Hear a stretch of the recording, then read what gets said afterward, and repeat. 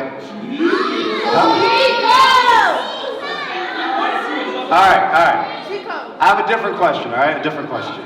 No, it's a different one. Imagine facing this guy in Mario Kart. Lord have mercy. Oh, I know that. I see that pumpkin.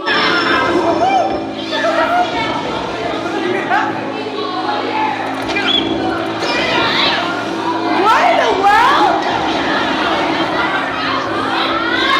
Oh my goodness.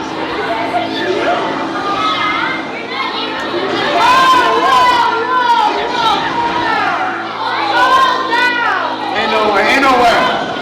Watch the hop, watch the jump. Oh! You're joking. The hell?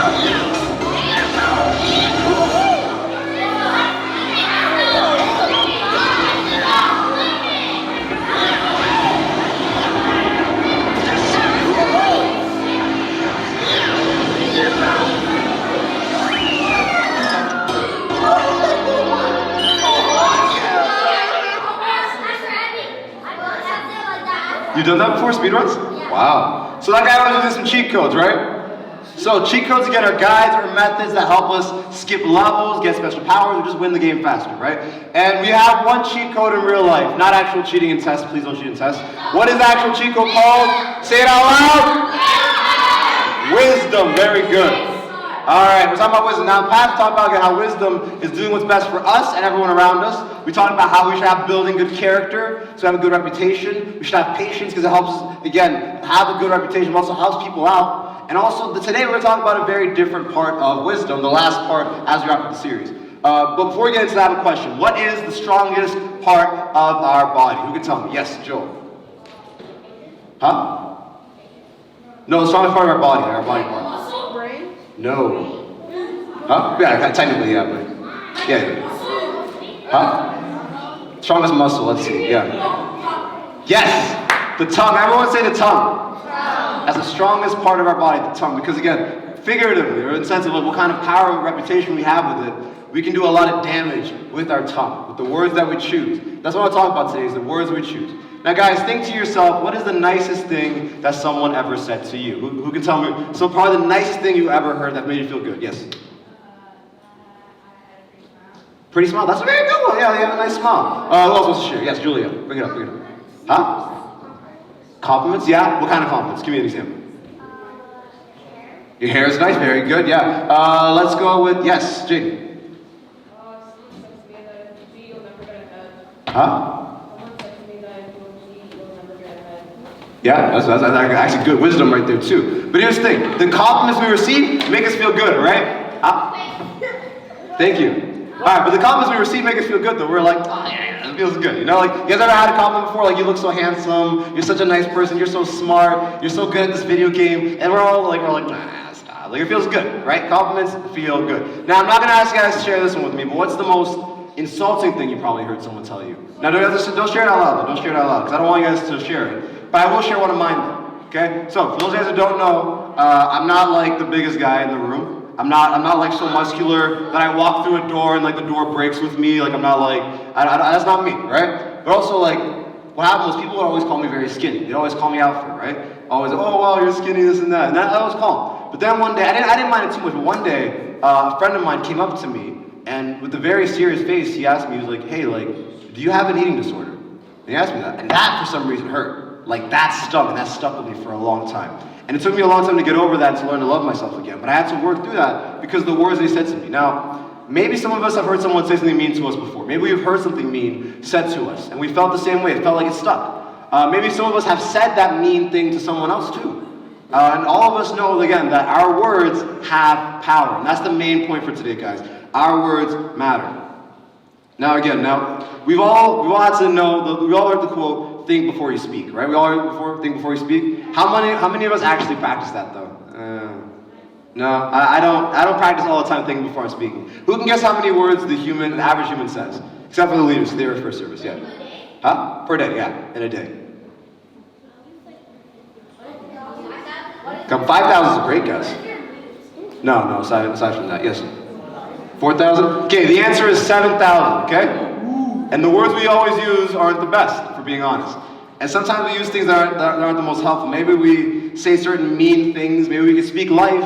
We can compliment people. We can encourage one another. Also, maybe we speak death. Maybe we bully someone, or we're sarcastic, or we yell. We use insults towards people. We want to get back at people. We go back and forth. And all these different ways, right? But at the end of the day, our words have power, and they have a bigger impact than you think. Because often we can think about how words make us feel, and we can always think about how they impact us, but we don't always think about how they impact other people. And that's what I want to dive into today. Now, before we get into that, though, we're going to talk about our favorite wise man. What's his name, guys?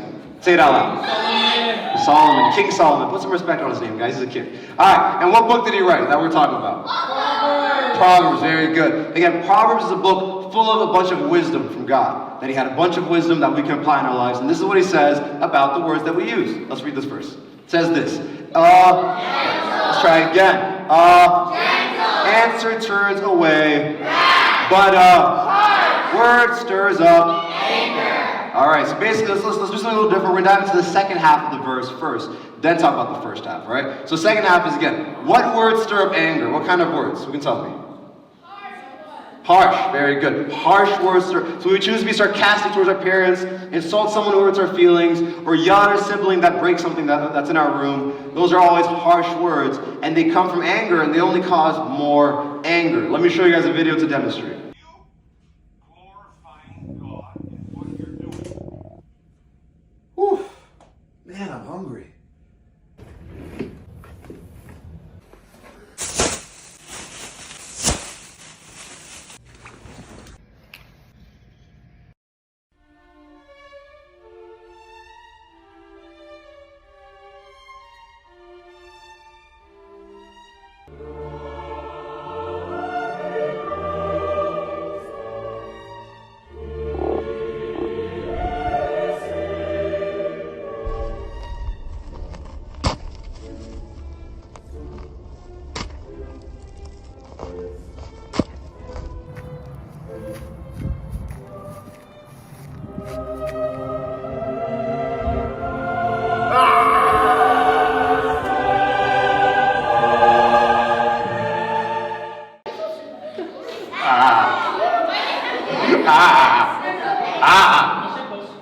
Alright, so as you guys noticed, someone asked me in the first service a really good question.